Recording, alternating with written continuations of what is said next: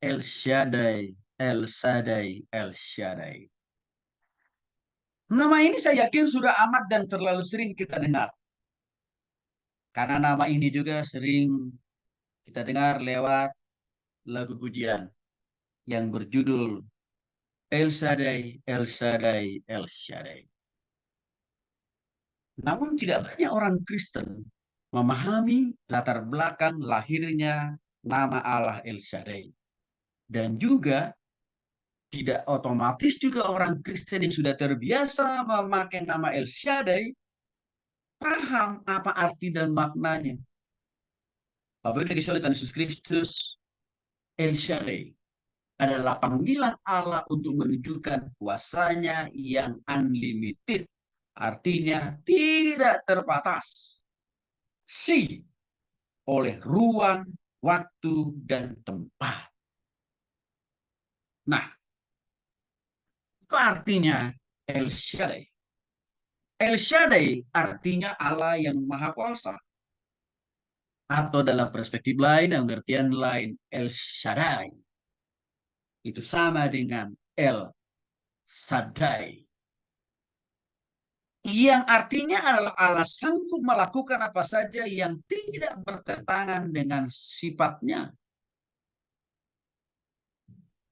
Di luar jangkauan pikiran manusia itu sendiri. Artinya begini Bapak Ibu. Allah El Shaddai itu, dia berkuasa bahkan maha kuasa. Melakukan apa saja, membuat apa saja, mengerjakan apa saja. Tapi sekarang dikerjakan selain dilakukan oleh Allah itu tidaklah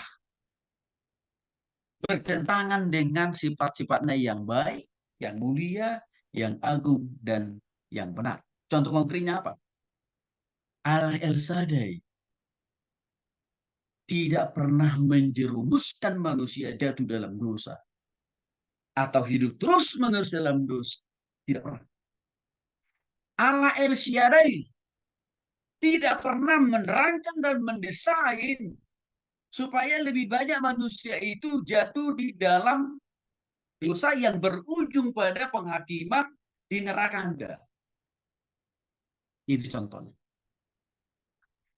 Karena kita lihat kembali kepada kejadian dalam kita kejadian.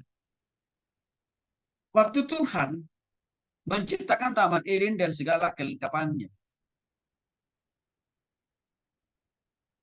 Lalu setelah itu dia juga menciptakan Adam dan Hawa. Setelah itu ditempatkan juga lah Adam dan Hawa itu Bapak. Lalu Allah memberikan peringatan, memberikan rambu-rambu kepada Adam dan Hawa. Pohon mana saja yang boleh mereka makan, yang boleh mereka nikmati, dan pohon apa saja yang tidak boleh. Dan apa konsekuensi atau hukuman yang mereka alami waktu mereka melanggar perintah Tuhan itu. Di situ kan membuktikan bahwa Allah El Shaddai, ya, jauh sebelum Adam dan Hawa memakan buah terlarang itu, Allah El Shaddai sudah mengingatkan Adam dan Hawa supaya tidak menyentuh, apalagi memakan buah terlarang itu. Itu contoh konkret bahwa Allah El Shaddai cukup dan melakukan semua hal, tapi tidak pernah apa yang dilakukan dikerjakan dia itu bertentangan dengan sifatnya itu yang Allah yang maha benar, Allah yang maha kudus. Maka menjadi kesalahan besarlah kalau ada orang Kristen ketangkap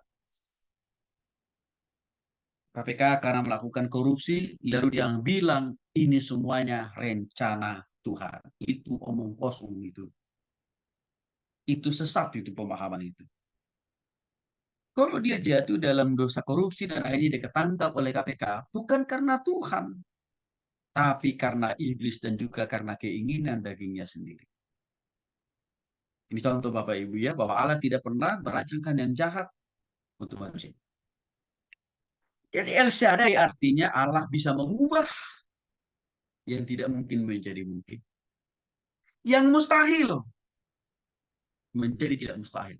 Karena Allah El Shaddai, Allah yang maha kuasa. Pada dasar Alkitab, penggunaan nama Allah El Shaddai ini Nama El-Shaddai ini muncul pertama kali di Kejadian pasal 17 ayat 1. Ketika Abraham berumur 99 tahun. Nyaris 100 tahun Bapak Ibu. Abraham pada waktu itu. 99 tahun. Maka Tuhan menampakkan diri kepada Abraham dan berfirman kepada Abraham, Akulah Allah yang Maha Kuasa, artinya Allah yang El Shaddai, El Shaddai, El Shaddai.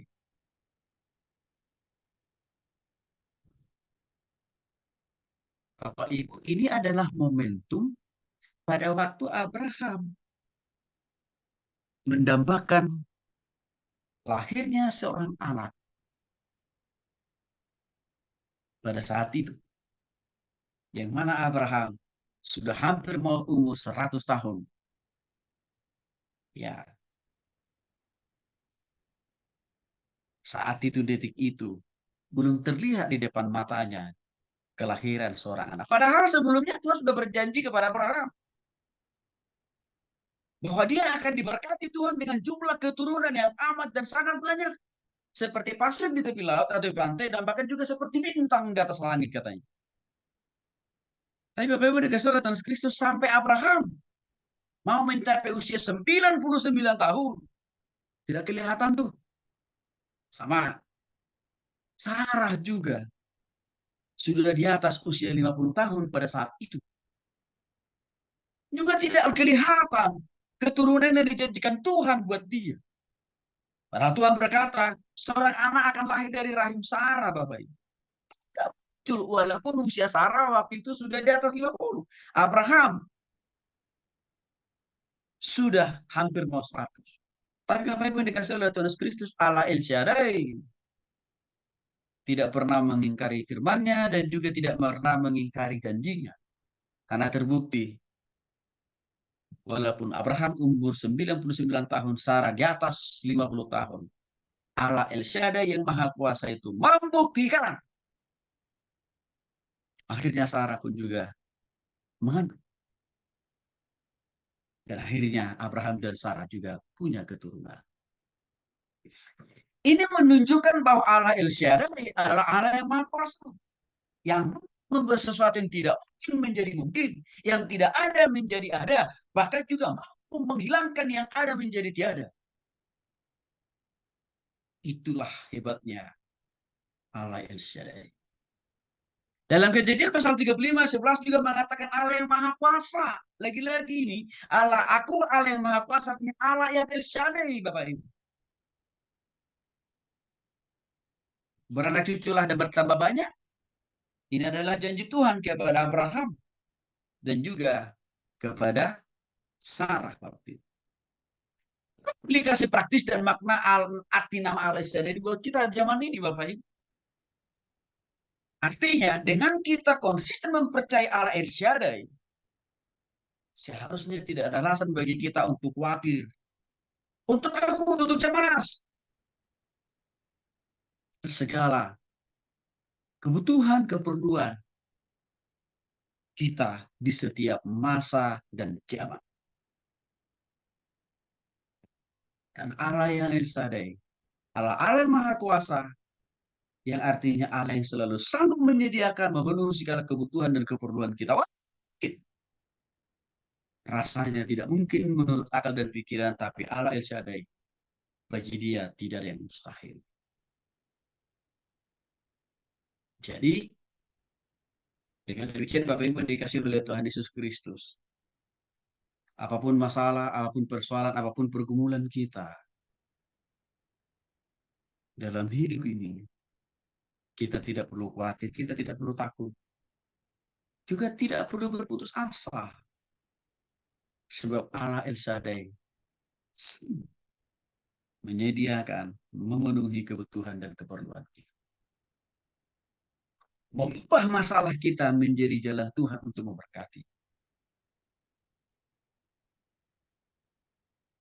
Menyembuhkan sakit penyakit kita untuk supaya kita bisa merasakan mujizat Tuhan. Itulah maknanya buat kita